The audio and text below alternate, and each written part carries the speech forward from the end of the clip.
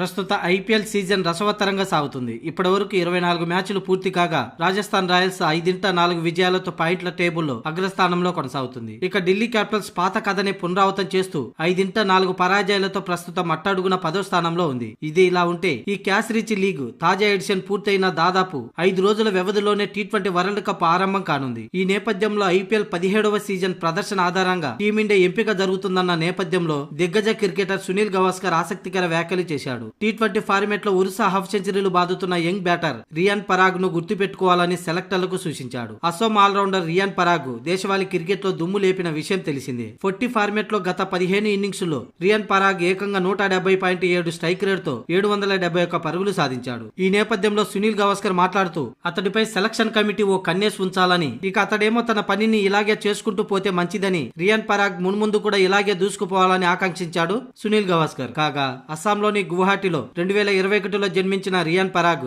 Batting allrounder. ఈ కుడి చేతి వాటం బ్యాటర్, హిట్టింగ్ లో దిట్ట, అలాగే right arm leg break spinner కూడా. ప్రస్తుతం ఐపీఎల్ లో రాణిస్తున్న రియాన్ పరాగ్ ఇంతవరకు టీమిండియాకు సెలెక్ట్ కాలేదు. ప్రస్తుత ఐపీఎల్ సీజన్ లో మాత్రం అతడి ప్రదర్శన సెలెక్టర్లను ఆకర్షించేలా ఉంది. రాజస్థాన్ రాయల్స్ కు ప్రాతినిధ్యం వహిస్తున్న రియాన్ పరాగ్ ఇప్పటి వరకు 5 ఇన్నింగ్స్ లో కలిపి 261 పరుగులు సాధించాడు. ఆరెంజ్ క్యాప్ రేస్ లో ప్రస్తుతం రియాన్ పరాగ్ 2వ స్థానంలో ఉన్నాడు. నిన్న జరిగిన గుజరాత్ టైటాన్స్ మ్యాచ్ లోను పరాగ్ అదరగొట్టిన విషయం తెలిసిందే. 48 బంతుల్లోనే 5 సిక్సర్ల సహాయంతో 76 పరుగులు సాధించాడు. అయితే ఈ మ్యాచ్ లో రాజస్థాన్ గుజరాత్ చేతిలో 3 వికెట్ల తేడాతో ఓటమి పాలైంది.